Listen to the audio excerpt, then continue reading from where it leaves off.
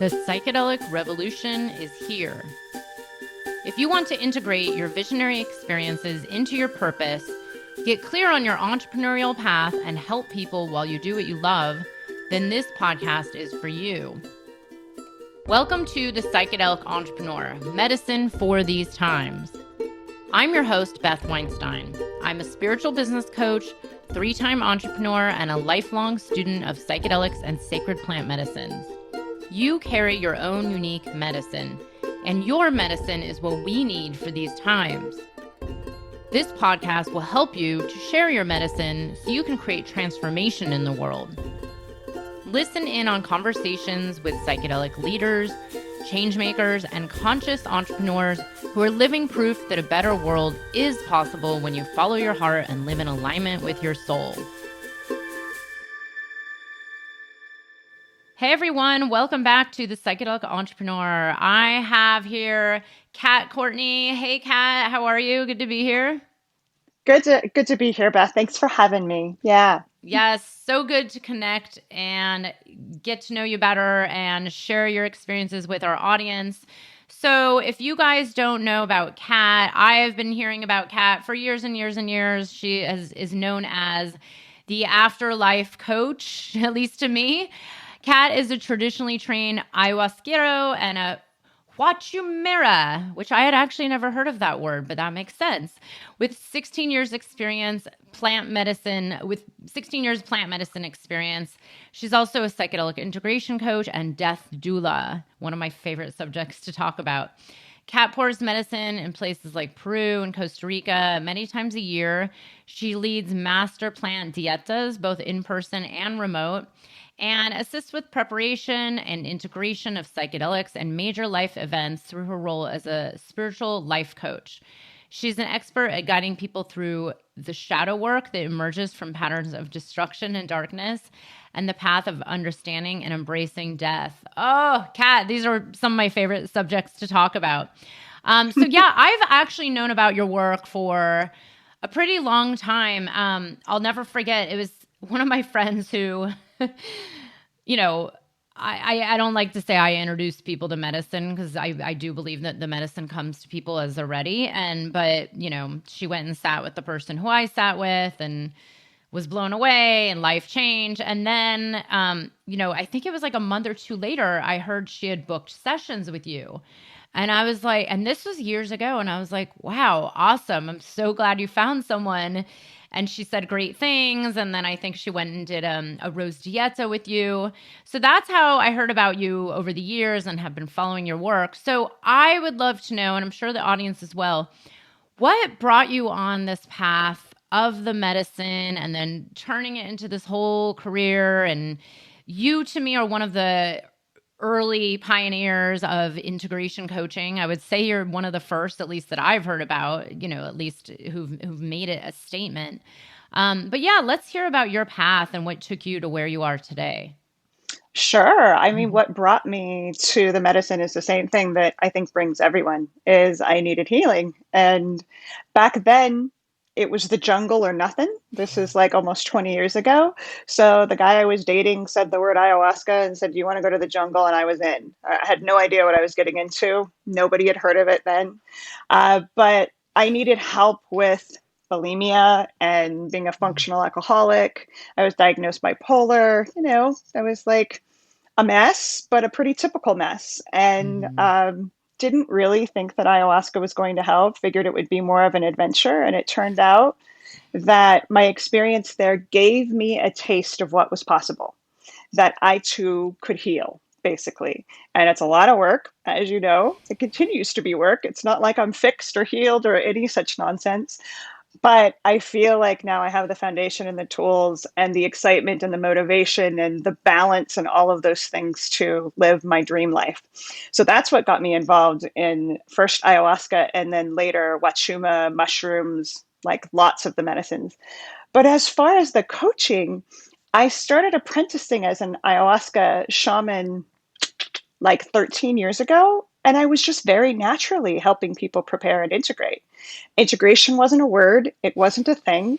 And I finally just one day was like, this is what I want to do with my life. I've got to charge money because I'm doing it so much. I need an energy exchange. So I'll just like create this job and see what happens. And I never in a million years did I think it would be the next like hot job, because it was not heard of really that I was aware of when I started doing it. Next, I know, I love it. Next hot job. I Who love knew? that. I know. And I always love to make fun of myself and this whole, I don't even know what to call it. I keep saying the word industry, but then it kind of makes me a little skeevy, like a lot of people. But the reality is, and I know this from this same experience, it becomes very jarring when you step onto this path and you don't have the right level of support. And I remember many, many years ago, I was working with a therapist who had never even heard of it, had never tried psychedelics, and I tried to explain it. I remember spending like a year explaining all of this to her, and I was like, maybe it's time I find someone who gets it. And that's when things really started to shift. And that's when I realized like this word integration was real. It wasn't just a thing you kind of hear about the morning after, let's do a little integration circle. It's a real thing. So I'm curious, along the way you were helping the people you were working with. Just because I know there's a lot of people listening who want to be integration coaches or who already are, or who might be on this path who, maybe think they don't need integration, but what was it that you started noticing, with the patterns with people where they weren't really like, I used to say like, you keep drinking all this medicine and then nothing's changing. Mm-hmm. That's a big one, isn't it? Yeah. Yeah. Yeah. Ayahuasca, to me, she calls that doing your homework on the teacher's desk, is when you keep Mm. going to a ceremony experience, but you're not doing the homework in between, the integration. Honestly, what happens in those cases, and I still see it a lot, is that the ceremonies get more and more difficult because these whispers have to become screams. And if you're not actually doing the work, as we call it, then, Mama Medicine's got to bop you upside the head and say, wake up. This is not about using. A lot of people use these substances kind of like we want pharmaceuticals to be, which is a quick fix, make it go away. And as you know, it don't work that way. And so integration is not just like for integrating the difficult experiences, which absolutely that too, but it's about like really becoming conscious of the things that we need to shift on a daily basis in order to make our lives look the way we want them to. We get all these beautiful insights when we're in these altered states. If we don't embody them and bring them into our daily lives, they're like memories rather than life-changing experiences. Mm. Yeah, and I love what you mentioned that the ceremonies get harder, the experiences get tougher. I've made fun of myself where I'm like, ayahuasca reminded me of that probably like 50 times before I finally listened after 3 years. It's like, how many times do you just need to hear that same message till it really gets through? I was always like, oh, well, maybe it's not real. I would just tell myself like, maybe that's not actually the truth coming through. But it sometimes takes that being to finally wake you up and put you onto that path. I'm curious, with your own path, where were the shifts with you? Like, okay, you went down to do medicine down in, I'm assuming, South America, because back then, that was all there was. What happened? Were you just totally blown away and shifted, or did you get the call and next thing you know, you're like dedicating your life to this? And I'm curious what you were doing before that. Like, did you have a career in fashion and a corporate office? Like. Almost. I had a career in video game production, and I was making the first massively multiplayer game with sex. And that was one of the first things that Aya addressed is this what you came for, darling, really? And I had to admit that no, although it was blowing up, and I had to walk away from that because it was very clearly not what I came to do, and I had conflict with that. So that was one of the first big wake up calls around basically what she showed me is that the life I had was lovely, but it wasn't a life that I actually wanted. I had been taking what was given to me rather than being proactive about manifesting what I wanted, which is very common. And I was miserable as a result. So my first step was just to get honest with myself. That was really where she helped me the most to begin with, and to start making changes and shifts. But it by no means was like a light switch. It was quite a dance of resisting the level of which I was out of integrity with my life, because I basically had to change everything, and Mm, that was very overwhelming. And not everyone has that situation when they go to the medicine. Most people have a lot more awareness of who they are, I'll be honest, than I did. So mm, that's the good news. But it was a process of even owning the calling of wanting to do this work, because I'm a white girl from Montana, right? What do I know about indigenous teachings and lineages? But the calling was there from the beginning. It's just being madly in love with this medicine, and the process and the darkness and the messiness and all of it. It took 2.5 years of building up my self-worth before I would even admit that I wanted it, because it was so scary to even say, could I be a shamanic practitioner? mm. And then as soon as I started working with that intentionally, the synchronicity started happening. I started meeting the right people. I found a teacher in the States. It just started rolling from there. But I had to get courageous enough to say, I want it, and at least think there was a possibility that I deserved it, that I could do it. Yeah, and you just said so many gems that I hear about. I mean, this is what inspired me to go from just a business coach to a business coach helping people on this path.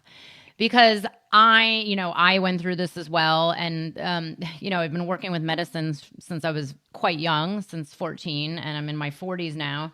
And I was living that lie as well. And like I wasn't diagnosed as bipolar, but I definitely had very destructive behaviors, was headed down that path of just like constant depression, anxiety, excessive drinking, excessive everything else. And I took myself out of it. It was one of these points where I was actually getting sick. I was on kind of this deathbed where I realized like life needs to change. And so I have witnessed people for so many years on this path of, drinking medicine or working with mushrooms or just keep going back to medicine, hoping that it's that magic pill that just changes. And then nothing in their life changes and they don't make those moves. And a lot of it comes back to career misalignment where they're like, actually, everything is fine. I'm making great money. I have a decent job, but it's sucking my soul out of me. And it's not really who I authentically am. And it's more that surviving versus thriving. So that's when I started to realize, especially people on this path, it's like they keep going back looking for the same answers over and over and over, but not making that change because that change is very hard. I mean, I constantly write about the parallels between stepping into your, soul's purpose or whatever you want to call it, just your authenticity, and how similar it actually is to working with medicine itself. It's like the ups and the downs and the self-doubts and the, like you said, like years to even get your self-esteem and your confidence to that place of making a change. And Mhm. it's definitely, it doesn't even matter what it is. It's one of the hardest journeys, but it's one of the most fulfilling journeys there is. And this is where I was like, you know what? I'm sure if I went through this, there must be at least 10 other people on this planet who are on this path who need help making this big change, especially in their career, from like comfort to this discomfort, but it pays off, right? So then I'm curious, how did you get into things like death doula, death coaching? This has actually been a passion of mine I've been speaking about for years, and I finally actually have a few clients right now who are on that death doula, death coaching path, but I've seen this as a much needed area, for now and in the future where, this conversation around death needs to change in our society. But I'm curious, like, what brought you to that? The friendship with death has been in my field since birth. So I was born very sick and lived in an oxygen tent for the first couple of years of my life. And I have a tangible memory of knowing that I could just go to sleep and wake up at home. But my mother's face on the other side of the oxygen tent is what kept me tethered, because she looked so scared and worried. And I remember thinking, oh, I don't want to break her heart, so I'll stay. And so that relationship was embedded in me. And honestly, to the point where my work with ayahuasca is more about falling in love with life rather than unraveling a fear of death, you know? And that's not that uncommon either. Some of us don't like it here because we know innately there's more to consciousness than just earth school. But so the relationship with death has been near and dear to me. I used to volunteer in hospice. I used to do a lot of work in that regard. And then finally decided I want to get certified because my hope is, with the way that things are progressing in the medicine world, in the not so distant future, it will be an alternative for people to say, I would like to have medicine as a ceremony towards the end of my journey. Mm. And that would be the culmination of my two biggest passions of embracing death and working with medicine. Right? Like I can feel you I feeling know. I'm it. like, I'm about to cry. Yeah. Because yeah, I've lost my father and my stepfather, and actually just yesterday, my partner's ex-girlfriend died at a very young age, and it was coming, but it was, it was very young. So yes, this is what I've been seeing for many years. When I interviewed Paul Stamets on my summit last year, he spoke about this very same thing, and about this right to die with dignity, with ceremony, with ease, with less fear, because our society is so bound up in this fear, especially with the last year and a half on our radar with death all around us. And I'm like, well, wait a second, what if we could all see this differently? So I am so supportive of that vision of yours, and I have so many prayers. I constantly talk about, by the time I die, I pray that there's a place where I can, almost like a dieta. Like I actually have had this vision of, I want to go to a place that's nice and beautiful, lots of peace. I can invite a couple loved ones, and then I get to ceremonialize my way out of there. Like that would just be Yes. amazing. That's But we have the wow. same vision. We're creating that place for all of us that want to Aw. transition in that way and not in a hospital on life support or any of that craziness. Yeah. Yeah. Yeah. My father, it was interesting. He was a scientist, and he made it clear when we were very young that he never wanted to be kept alive. Like he just said, if I'm ever sick, just let me die. Like he just was a big proponent. And so this was drilled into my head from a really young age that he just wanted to die naturally. And then of course he got cancer, and that time came, and we had to make these decisions where it was like, okay, he was hooked up to some tubes. They were trying to help him. And I'm telling you, I spent one night in the hospital with him, and I woke up in the middle of the night, and he was like ripping off his IVs. Like he just didn't want to be in there. And I understood it.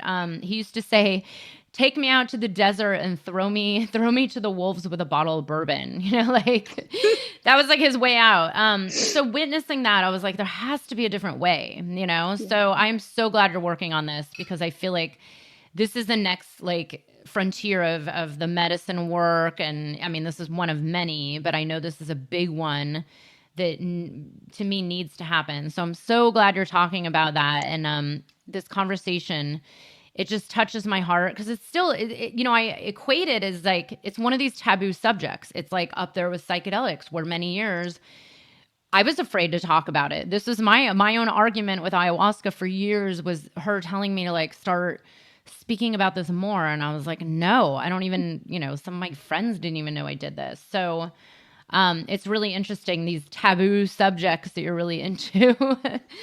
So, And they're not so taboo I know, anymore, I know, thankfully. I know. Yeah. Getting there, getting there. Hmm. So yeah, We are. I want to hear a little bit more about your thoughts on, integration and what it really means, because this is becoming more of a buzzword. I just released my own podcast on how to grow your integration coaching business.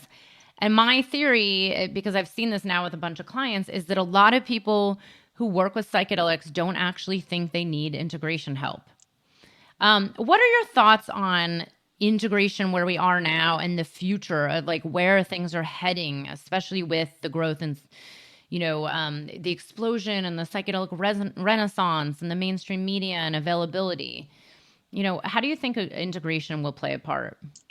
So I think that prevalent perspective of, oh, I don't need integration, it's really only for the very hard experiences. It's a very Western psychosis perspective, because it indicates I got it.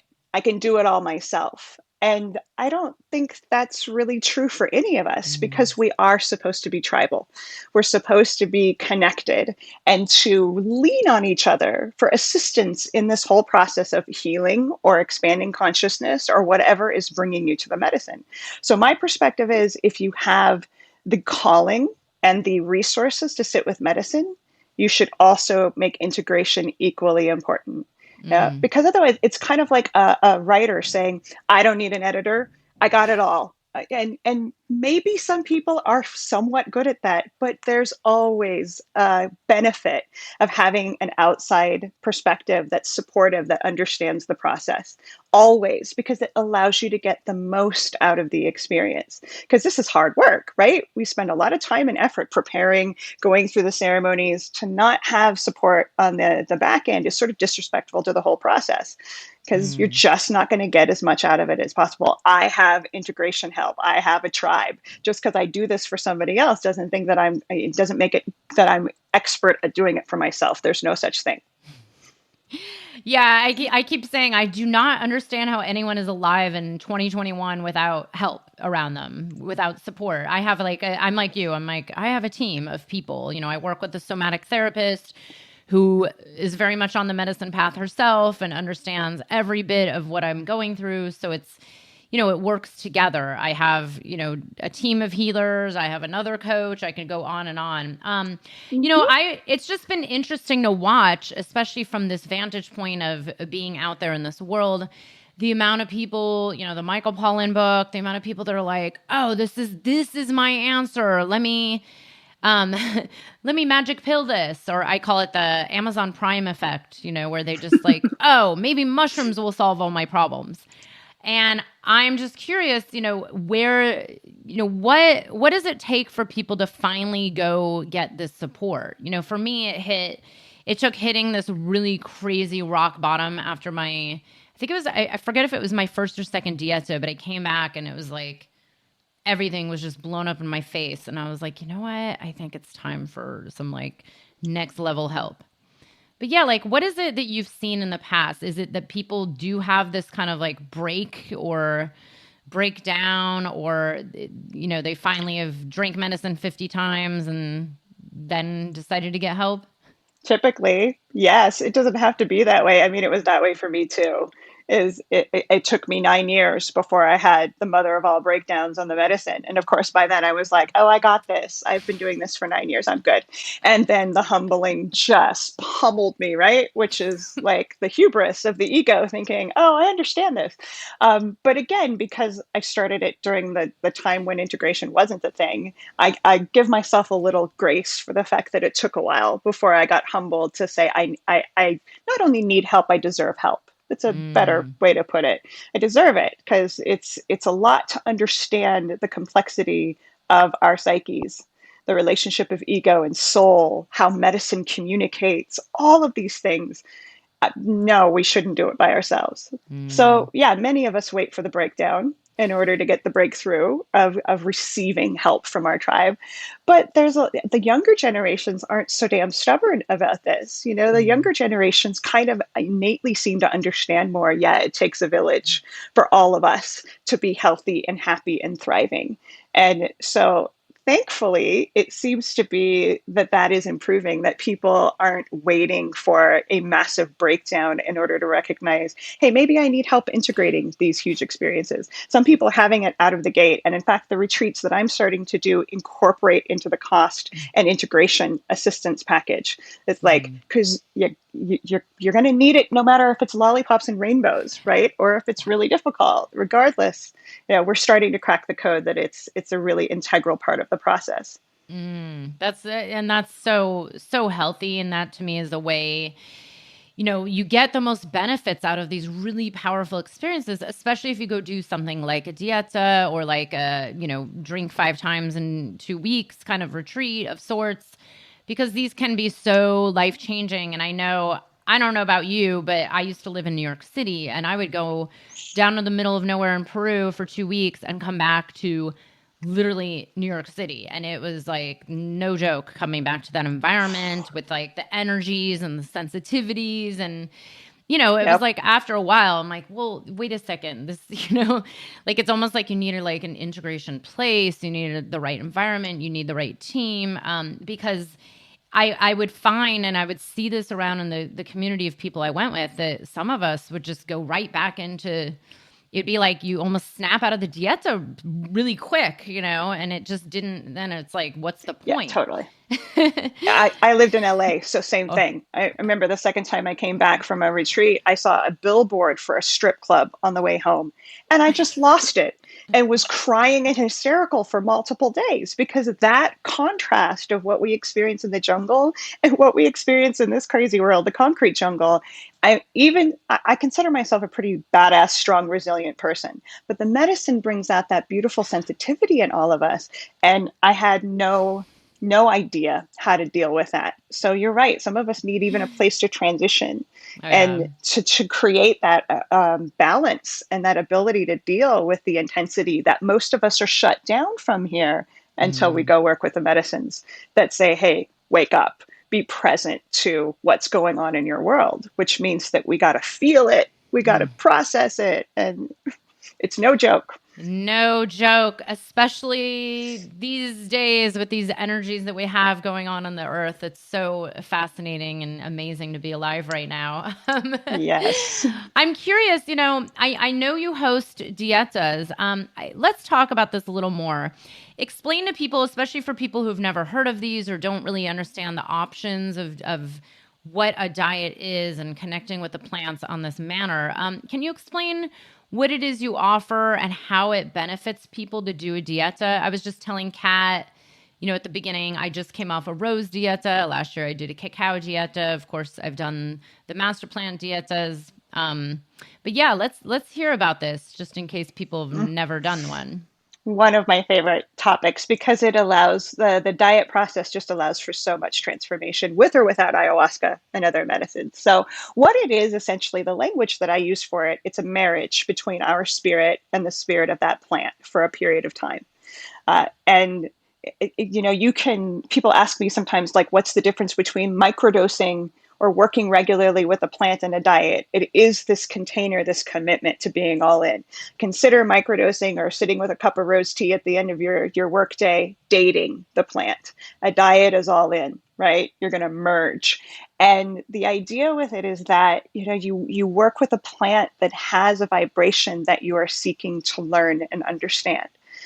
Dieting Rose, I did that a handful of years ago. I mean, she's a fascinating plant because she has that sweetness, that femininity and heart connectedness, but she has thorns. And so she teaches that protective, the energy of boundaries, that a lot of us need to learn. So each plant has this personality, these superpowers that we can learn from by doing the work of merging with them. And so the way that we do that is we follow, of course, a really strict food protocol. We disengage from dark media. We do all we can to essentially make it our full-time job to merge with the plant, to meditate, to drink the tea. Most plants, some plants are a bit toxic. So sometimes we just work with the sense of smell, just depending.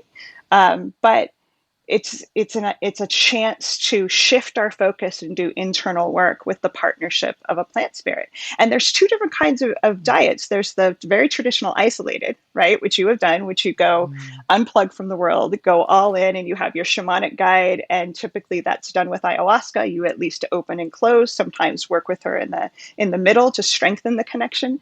But there's also something called a social diet or a dieta suave, a soft diet, which is kind of not appropriately named because it's not easy. It's not soft in an easy way. It just allows you to be in the world and handle your life, but also make time for this. Now, a social diet takes longer because it's not your full-time job. So typically we want to do at least a month in a social diet, whereas an isolated diet can be a couple of weeks maximum, and you can have massive experiences in that time. But each one has pros and cons. I actually think social diets are harder because you get to handle your life, you get to work with the plant. It's harder to have all of the dietary restrictions when you're in the world full of temptation, especially if you live with other people who are eating salt and sugar and whatever. But regardless, you learn how powerful you are. You learn how powerful plants are, how incredibly not only conscious these beings are, but Mm, how much they want to partner and help us. mm, How excited they are to be a part of our evolution, because they know that we're the ones in charge of how the planet's going to be treated going forward. So they really like to do all they can to empower us to treat each other and her better than we're doing now, which we could use some improvement. So that's the purpose of it, is for healing and transformation and insight. And I love it because it works with or without ayahuasca. Some of us have mhm. a really great relationship with her, and so that's very beneficial. But for people that have physical or emotional issues that don't allow them to have that journey with Aya, they can still do a diet because they're just as powerful, even when she's not involved. So glad you're saying that because I I speak about this all the time. I'm like, it's not just these psychoactive plants that are here for us. There's so much power in every single plant around us if you want to learn how to connect with the spirit and communicate with it and really do this connection work. Because I mean, to me, I have had profound experiences with just a flower essence. I've had last summer, I had a pretty life changing experience just by sitting next to a datura flower that I was growing in my garden and just praying. Like I just had a conversation and asked for something, and it was like, whoa! It was like a whole ceremony opened up, and that I didn't even touch. There was no physical, no ingestion of any sort, and it was all energetics. And of course, she's an extremely powerful plant, but A little bit. I'm curious. I have only met one person who's ever drank or sat with datura. Have you ever? I've worked with Toei, her cousin from the Yeah. jungle, Wow. but I've only done what you've done with Datura, which is sit and converse, which is enough. I mean, Yeah. even that was seductive and powerful. And wow, yeah, the nightshades, that class of plants. I mean, mad respect. Yeah. Drinking Toei was quite an experience. It's a Um, really very intensely dark yet wow. profoundly beautiful plant. Datura, Toei, plants like that, they really show us our relationship with love, with our Mm, hearts, and the mm, seduction of the darkness. They are not plants we want to work with if we're still kind of unsure, like, how to really claim our own light and to know that it's not the universe that creates goodness, it's us, it's our mm. relationship to what's happening. So they are wonderful plants that test that kind of like, where are you at with your relationship with light and darkness? My God, deep journey. I'm not sure. Maybe I could handle it. I bet you could. It's been a very deep journey into the shadows the last few years. And yeah, in 2017, I had a dieta that finally pushed me to the ultimate edge of like all darkness. It's like everything that you could possibly imagine happened. But by the end, I was like, oh, now I understand what a real light worker is. It's the navigation of like sitting in the dark and navigating it and not wanting to run. And I mean, this was like Uh-huh. it was like a 6 month journey into this. So it was very it was definitely hard. It was like one of my deepest, darkest initiation years that I've ever gone through on every possible level that you can imagine. But, life completely opened up since then. But I'm curious, what are some of your favorite plants to diet, whether it's down in the jungle or a social diet? So many, but I would say the jungle plant that I recommend the most is Bobenzana. She's my Yeah, favorite. she exactly right, because she's like, I call her the cheerleader of the plant world. Like she's just got so much resilience. Like in the jungle, when the rains come and they flood her, you think, oh, she's decimated, and then out comes this little tendril of a leaf, and you feel the power of this plant to persevere, which we need that. But the thing that she has the most is that self love Mm, piece. She has these big pink pom pom flowers, as you know, and that's why I call her the cheerleader. Is she's just like, love yourself. That's the answer, mm, and we know this intellectually. All of us get this, but she has the medicine that can help us just dissolve the blockages to that and really experientially tap into our worthiness of unconditional love, which if more of us had that, we would Mm, not be fighting and decimating the planet and doing all of this insanity. So she's the big one in the jungle that is like, it's a beautiful plant to start with too, because she's easy on the body. She mm, diminishes inflammation. She's got lots of medicine that the body loves too. Unlike working with a plant like mapacho, that's going mm, to wring you from the inside out and is very intense. It is not for an entry level diet. Bovenzana is kind mm, of like Rose. Rose is a beautiful one for us North Americans to work with because she's everywhere here. I also think sage is a really mm. important plant to work with, especially for any of us called to being on this path for any particular role, because she teaches the art of energetic protection. And us Mm. Westerners are usually pretty naive about that, of like, oh, what is there to be protected from? Until you're confronted with the reality of the power of spirit energy. And Sage is my teacher of how to just kind of be sovereign and to keep my space protected so I don't have to learn in those incredibly difficult ways that I did in the beginning. So those are a few of the kind of more ubiquitous ones.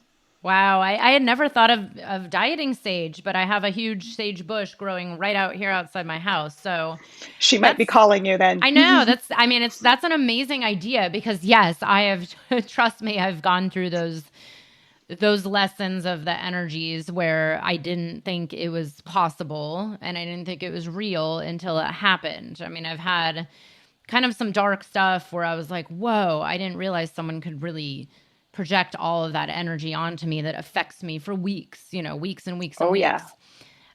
So that's an interesting one. So I'm going to give that a try. And it's, again, it's interesting where I live. There's someone around near me who has been hosting plant dietas of all of our local plants around us, which I find I know it's so Love amazing. that. I'm like, yes, wait, you can just connect with the plant right outside. There's a reason why they're growing right outside. There's a reason why you're called to where you're living and they're surrounding us. I am, the beginning, middle of COVID, my herbalist gave me a tincture. It had white pine in it, which helps with the lungs and it helps with inflammation. It helps with, immune support. I have like gigantic white pine that I stare at out my window like every day. And I was like, wait a second. I could just make my Crazy, own, right? like it's much healthier. So it's like look around. Every plant has a message and a spirit, and we can all connect. And I do believe exactly what you said. They all have these messages for us, like the Bomansana, self love, love of each other, love of the earth. And I think if we all start paying attention to this is the solution. I mean, I even say this to my clients that entrepreneurship, stepping onto your soul's journey, your path, like your authentic truth, is the deepest self-love journey that there is. I mean, if you don't Without a love, doubt. yeah, and it's not easy, it's we've all been taught wrong. We're all poisoned by everything we hear in society that's making us feel like not worthy enough or not good enough. But these plants just have that ultimate message. And I actually saw this on your Instagram. I'm like, that's so good. It's like ayahuasca has the same message for you over and over and over. And it's true. It's always that same. And it's like, how many times do I need to remember the nature of reality is just love? And that's it. As many as it I takes. know. It's like, So bam, it's okay. bam. I always find it funny at integration circles when I'm like, well, it reminded me about love again, the same It's weird how this messages. keeps coming up. Yeah, yeah, but to have compassion for this ego that we have, that the plants don't have, that Mm, creates that experience of separateness, which is why we have to keep coming back to unity, heart space of, oh yeah, love, because this thing is a powerful force that, yeah. dupes us into forgetting that that's the answer. But that's the Yeah. game we came to play, I isn't know, it? right? The internal battle. No, I'm curious, speaking of ego, because this actually came up on when I interviewed Charlotte and Dre from the Ancestor Project recently about everybody, and I'm generalizing here. It's like this feeling of like everybody is feeling called to the medicine. Everybody wants to facilitate. Everybody wants to be a trip sitter. And we were talking about this and I was like, well, I've been trying to take a very neutral path of who's to say what's right or wrong. Because, I know what works for me. It doesn't mean that, you know, who am I to say that you can't go drink ayahuasca in a Brooklyn loft with, music playing over an iPhone? It's not what I want, but hey, it seems to work for others. What is your take on all this kind of, I don't even know what to call it, because it's this weird world where there's people that are truly called and people who are truly helping and, facilitating more with mushrooms, less with ayahuasca, I would say. But It's then still there's, happening. yeah, but then there's the person who goes and drinks once and they're like, I'm called to this path and I'm going to go order some ayahuasca online, which I don't even know how they do, you know.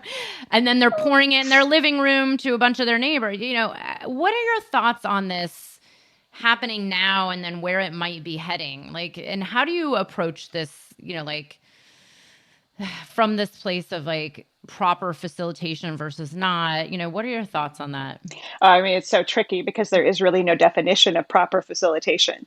And I'm like you in that because I work with people. I want to be a champion for what is calling them. And I'm not here to be a negative ninny and be like, I mean, because when I took on the apprenticeship with the Shipibo, they're like, you realize 5% of people actually move through the whole 7 to 12 year process and become facilitators, which was a bit discouraging. I was like, okay, but I get it now. It's true, actually, that if you really take on the old school way of being, especially with ayahuasca, a carrier of her or of San Pedro Huachuma, it's a lot of work and it's incredibly confronting of this ego thing we're talking about. That said, I'm a champion for as many people that are called to this to step into it.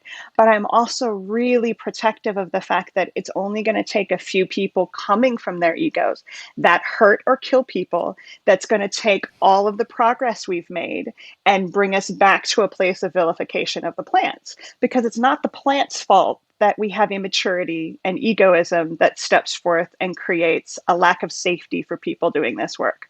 So that's the piece that I'm really protective of. I want everyone to follow their calling, but check yourself. If you haven't drank medicine, in an ayahuasca's case, hundreds of times, you have no business pouring for somebody yet. But to take on the task of being excited about getting to that place because it's unbelievably rewarding. But if you've drank a few times in a yoga studio and you think you got it figured out, oh sweetie, you're going to get humbled, and I don't want somebody else to get hurt in your space because of that, and then have the whole world think ayahuasca is dangerous because people are ignorant. That's the big piece. Yeah, and that's exactly my concern is, because I myself, I'm one of these people where, I'm like, I've got it. Like I've done this, 1,000 times for so many years. And then once in a blue moon, I'll have a really scary, bad, the last time this happened was, I think it was 3 or 4 years ago, where someone who I trusted was like, come drink with my guy. He's visiting from wherever, some other part of South America. I trusted her, but then I knew when I got there was so much about it that I was like, oh, I'm not sure. Like different medicine, different rules, like kind of weird ones, things that I just wasn't used to. And then I have only worked with someone who had live music. Like I've never been in a room with any electronics because they're actually just not allowed. And during the ceremony, a song came over an electronic speaker, and I and that was only a minor part of it. But there I had a really bad experience. I actually felt like crap for about 3 weeks after. That's never happened before. And there were parts of it where I just didn't feel safe. And that was only me, 3 years ago, having had tons of experience and feeling extremely unsafe. And so that's where I also start to question, like, okay, who's to say what's right or wrong? But if there are things being done that are unsafe, and now, of course, we're hearing more and more about abuses of power, and then, like we all know that there's some dark sides and sexual trauma and re-traumatization and people not knowing how to hold that space. And it's been interesting to watch. And, I've asked a lot of people about this over the years, and it's, in the end, it's like we do have this responsibility if we're going to keep growing and holding this high enough for for the healing potential, for the availability of the people. Because yeah, once there's a negative this or that hits the mainstream media, then what? It's like then everything could be ruined. We've seen this. Yes. I've seen this happen with the 5-MeO, which is also kind of concerning because there is a lot of danger. There is a lot of actual like serious danger in that as well. Yes. Wrong But medicine. yeah, and again, it's kind of been interesting and shocking to me how many people are facilitating it now. Like very all of a And sudden, making it sound like not a big deal. Oh, it's just a half an hour. It's like, no, your entire worldview could turn upside yeah. down. It is the biggest of the big in terms of the experiences. So, that's why I'm protective really of the plants, because they don't have voices. So I feel like people Mm-hmm. like you and I that are the messengers for these beings, we're not here to rain on anybody's parade, but we're here to sound the alarm of a lack of respect and Yeah. responsibility. And that balance, as you and I are both trying to figure out, is really difficult, but it's important to Mm-hmm. have these conversations and to gently call out, the people that we know that maybe aren't ready, because I don't want to shame anybody, but if you Yeah. haven't already had the balls to the wall humbling experience and know the potency of your medicine that you are pouring for somebody else, do you want to have that when somebody is trusting you for their safety? Because it's going to Mm-hmm. happen. And if we aren't doing our own work, then we have no business for holding space, because a lot of these people want to step forth. They're enthusiastic, which I love, but they haven't done their own work of healing and having, like what you described, that relationship with the darkness to Mm-hmm. recognize how incredibly dicey this is. So I have a friend who says, I don't trust a shaman who isn't reluctant. And I love that Mm. expression, Wow. because the reluctancy indicates the humility of like, oh God, yes, I know how intense this responsibility is, how crazy the spirit world is, all of that. I don't feel a lot of reluctancy in some of the newer people stepping forth. And so that doesn't feel safe. They simply don't know what they're dealing with. And it isn't a safe container as a result of that. And it doesn't matter how much experience we have as sitters, we're so vulnerable when we Yeah. sit in somebody's space. We need it to be safe, period, which means it needs to be from someone who's experienced and who has learned what it is to create a safe container. It isn't like good intentions. I love the expression, the road to hell is paved by good intentions. It isn't like, well, I hope everything works out. No, the medicine will school you that School it's you. experience, it's knowledge, it's wisdom, and it's wisdom from indigenous lineages, not Mm-hmm. the Western wisdom, not the alkaloidal structure of the plant. That's not the wisdom we're talking about. Yeah. And so that takes training and it takes practice. Yeah. Yeah. And yeah, I'm so glad you say this because it was interesting. I was in Mexico in March and I guess I knew this was going on. It just I hadn't been there in a few years, and there were people advertising the toad, bufo, with a sign on a door on the street with like a WhatsApp number, and I was like, oh my god! Like I've done it once 4 years ago, and it took me almost 2 years to integrate that whatever it was 10 minutes. I mean, it was no joke, no joke. And Yep. it's true. I'm like, why are people giving this out on the streets of Mexico? Like, call a WhatsApp number. I mean, this is not like a hit of acid at Burning Man. This is a very different experience. So, I'm curious. Do you have any suggestions for either resources or questions people can ask for the facilitator and even aspiring facilitators, like questions they can ask themselves? That's one thing where it's like, well, are you truly ready? Are you really, being honest with yourself? Are you being humble? Like, what are Oh, some of yeah. the Yeah. resources? I love that. Okay, so for the first part, the questions of people that are going to sit, I actually wrote a blog post with all of the questions I ask the facilitator I'm going to sit with and trust. Everything from what is your experience with the medicine, what's in the medicine, with the ayahuasca brew, where do you get it, how many people are there to assist, what happens if things get crazy, that kind of stuff. So that from the perspective of somebody who wants to make sure they're in a safe container. Um, then I love what you brought in of people who want to facilitate, what to ask themselves. Well, first of all, do you have permission from the plant? Part of the Western disease is entitlement of, oh, because I Mm, want it, then I get to have it. No, no, no. There needs to be this is a relationship. So if you step forth and you want to work with mushrooms, they have to say yes too. How do we know they say yes? That becomes something really personal in our relationship with our own intuition. And if you don't know the answer is a big emphatic yes, it is not time to serve. Then you continue to humbly cultivate that relationship. So that's the number one question is, does the plant I want to work with want to work with me too? And the other way we can trust that that's a yes is our results. Magical things happen, synchronicities. We meet Mm. the right people. We find the right source for beautiful medicine. These things happen because it's aligned. When we force it and those things haven't happened yet, it's going to be a chaotic container because we're going to have to learn our lessons that way. So just to ask those questions of, does this feel aligned or am I in any way forcing? And if I am forcing, what do I need to learn? What support do I need to have in order to get it so that it's aligned and graceful? It's not bad news. It just says, oh, there's something I need to learn here first before it's gung ho. So that's the approach that I take with people who want to facilitate.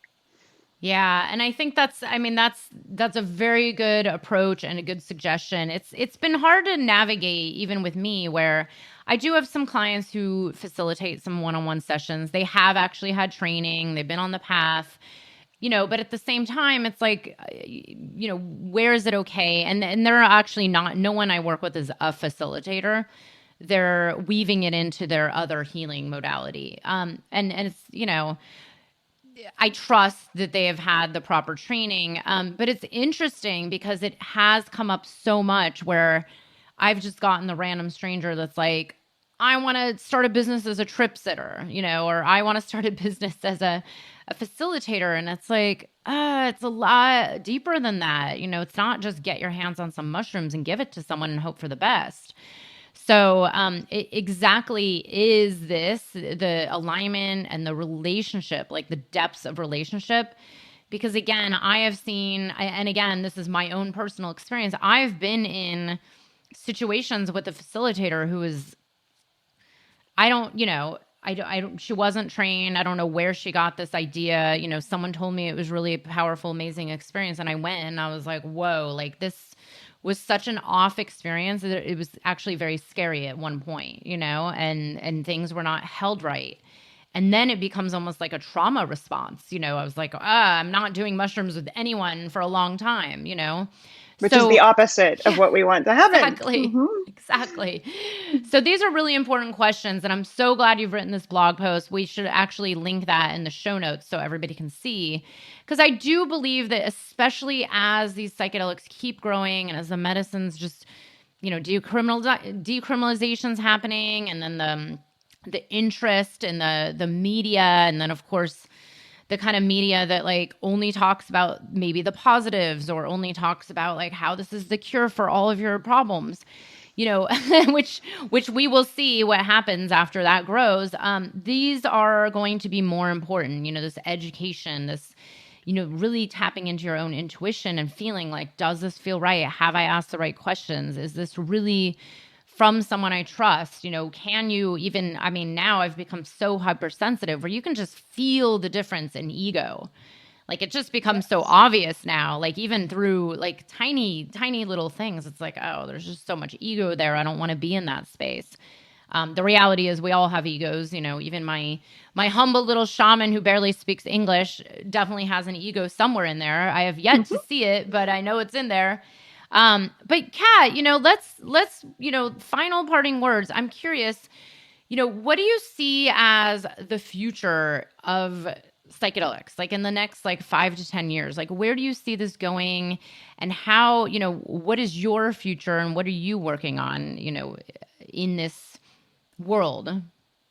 I hate to say industry. Yes. World feels right. Yes. World. So the way that I envision this growth, which I never ever could have foreseen it to be on this scale, that ayahuasca, everybody and their grandma wants to do ayahuasca. How did this happen? I don't know, but I kind of love it, to be perfectly honest. We have growing pains as a result of it. That's okay. And the way that I envision this happening, though, is I'd like to see the Western and the indigenous worlds come together more in a space of balance and mutual respect. The Western world doesn't know it all. when it comes to how to work with esoteric medicines. These aren't pharmaceuticals, these are conscious beings. So I would like to see that conversation be more open to the indigenous perspective, or we're going to get in trouble again, and not understand the reality of working with spirit, of working with the intangible realms, because it's very real, as you know. So Mhm. I see that evolution happening where their wisdom, the indigenous wisdom, is welcome and appreciated. Like we get humbled more and realize, oh yeah, the intellectual space doesn't have all the answers. There's much more to know about healing. I see a lot more doctors and whatnot in the medical field realizing, oh, we know some things, we don't know a lot of things. And that's really exciting for us to be able to say there's more to know in this regard, and to keep everybody safe and to let this continue to grow. Let's let all wisdoms be welcome to the table to talk about how we continue to grow. And from a personal perspective, like for those of us that want healing, I mean, I just see more opportunities to have more tailor-made experiences for trauma, for the gay and lesbian community, for the Mm. BIPOC community, like to go and work through traumas that communities understand because it's shared, and to have safe places to do that, and to be more educated around which medicines are most beneficial for ancestral trauma versus addiction, all the different things that we work with. So it's just exciting to see all the potential growth, and of course the responsibility that comes with that. We've talked about that a lot today.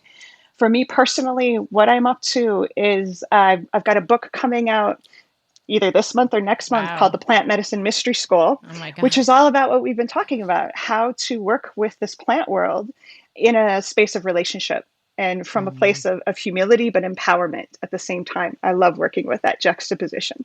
And I'm starting a company that answers this question of where do I go to do this work safely? Mm. But from a curated perspective, knowing that I have a unique perspective of being someone who works behind the altar, I'm starting to be more vocal about the handful of places in legal settings where we Mhm. can do this work that myself and the people that I trust say thumbs up. So that, there's the sites that list them all, like TripAdvisor style, but that's Yeah. dicey because I know. even somebody that has a good review of it might not know that, hey, it's not actually normal to have recorded music that isn't actually a safe container. So I'm trying to answer, because that's the question I hear the most: where should I go?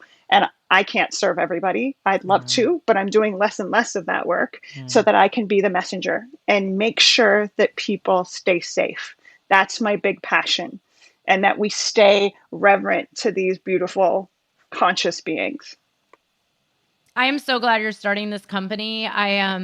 Because even me, I get this question all the time, like, where can I go do this? And I'm like, I just I have boundaries around that, It's because hard. I have the people I work with who thank God goddess that are like the best of the best of the best. It's been years and years. But at the same time, I've recently been invited to a Facebook group that was just called like something like safe ayahuasca retreats, and I was like who's saying they're safe? Is it, how do Exactly. like, I don't. And then and again, we've all seen these websites, and then people don't know where to go, and then there's other Facebook groups where people are advertising. I've now actually gotten a literal advertisement to go do a dieta, all these Wow. different, yeah, or I mean, we could go on, and it's like, it's a wild west. And this is where I'm like, well, I guess it will sort itself out, or there's going to be someone out there like communicating, here are the best options, or here are the different options, here are the pros and cons, here are how things are done differently, like Exactly. the Yeah. place I go has no luxuries whatsoever. You got to be comfortable with tarantulas sleeping 4 feet away from you. Which not This, everybody is. I'm Yes. like, hot water. I'm like, running water, huh? Like, no, there's no running water. But, and then I hear about someone else who's like eating fruit and getting like hot water. I'm like, wow, cool. So That sounds fancy. Yeah. yeah, it's all to each their own. But that's so beautiful, and I'm so glad you're writing a book. That is a huge, huge feat. I imagine maybe writing a book in 5 or 10 years. years, but congratulations. It's decades in the making in some ways. So yes, it's a huge thing. It's also a huge thing to speak on behalf of these incredible beings that don't have voices. So it's a very unnerving, but very exciting process. So thank you for the support. Can't wait to read it. Well, Kat, it was so good to have you here. We will link that blog post. We'll link, is your book, like, is there somewhere where we can link to your book, or even if it's not out yet? Great. You got it. Yeah, the publishing company has a little teaser page up. So yes, thank you. So good. It was so good to get to know you here. Thank you so much for being with us. And thank you so much for having me. I love this conversation.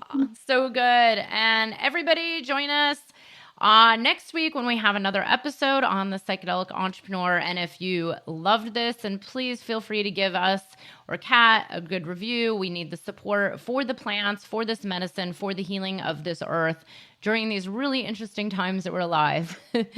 Thank you so much. I hope you enjoyed the episode. If you're feeling inspired, I'd appreciate it if you showed your love with a review. And check out my YouTube channel where you can find the video version of this podcast. You can also head to bethaweinstein.com to learn more about me and grab my free business growth trainings. Remember, you carry your own unique medicine, and your medicine is what we need for these times.